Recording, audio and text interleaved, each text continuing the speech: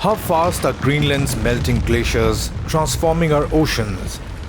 And what does it mean for the future of the planet?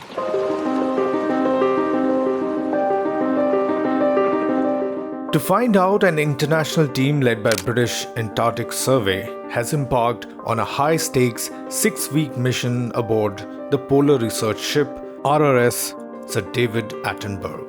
Equipped with advanced ice drills, automated drones, and high-tech submersibles, scientists are measuring water temperatures just centimeters away from towering ice walls. Their primary focus, unlocking the mystery of how warm ocean currents and melting ice interacts beneath the surface. Greenland's ice sheet isn't just melting from the warm air above, it's being eaten away from the side by the ocean below. But getting accurate data from places where colossal icebergs actively break apart is extremely dangerous. The central aim of our mission is to understand how the ice sheet and the ocean interact. One of the leading questions in climate right now is trying to understand how the ice sheet is being attacked by the atmosphere at the surface and melted away, but also from the side by warm ocean waters.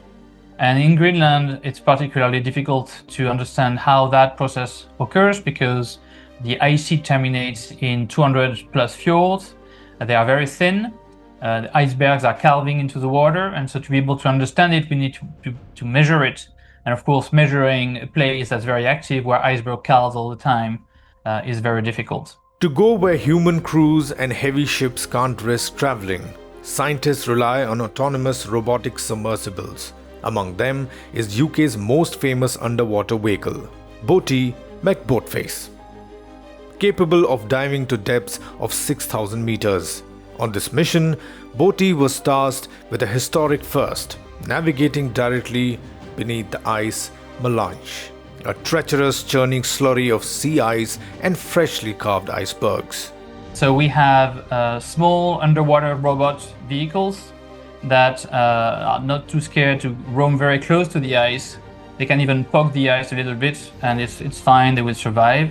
We have the bigger ones, and one of the most famous of them is called, Boaty McBoatface, which actually we just launched under a melange of ice in front of an ice calving face, and it made the first exploration under this system, and it came back a little bit late, but with great observations, first of their kind.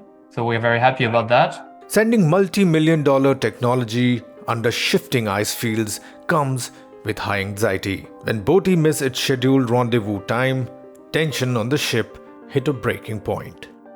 I was not the only one to be nervous. I have a team of engineers with me, and actually they were just behind me yesterday, and Boaty McBoatface was late by about 2 hours. So you can imagine their face. I have a few pictures of them. They were not very happy.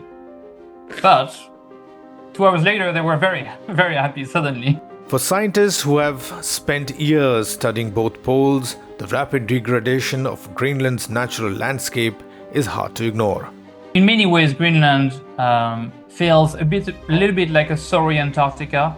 It's beautiful, don't get me wrong, but you can see that the surface melting from the atmosphere has made a lot of damage.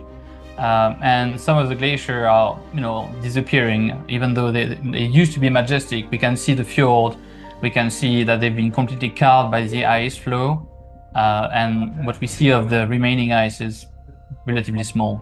The stakes of research stretch far beyond the Arctic Circle. Scientists fear the massive influxes of fresh meltwater into the North Atlantic could destabilize the Atlantic Meridional Overturning circulation, the crucial ocean conveyor belt that distributes heat and weather patterns across the globe. This expedition is part of Project Giant, a 5-year initiative bringing together 17 global institutions to build predictive models for ocean tipping points. It's a pretty special project because of its scale and the much broader remit that it has. Typically, research projects tend to be much more focused in smaller pieces of the puzzle. We're trying to really solve a very large piece of the puzzle So that's very exciting. It also allows us to really deploy all the technology that I've been working on for the last 20 years, and to be able to see all of them working at once in such a majestic setting is actually quite remarkable. We feel very lucky. With data safely retrieved from Boaty's maiden voyage under the ice, the team moves one step closer to understanding the giant puzzle of our warming oceans before the time runs out.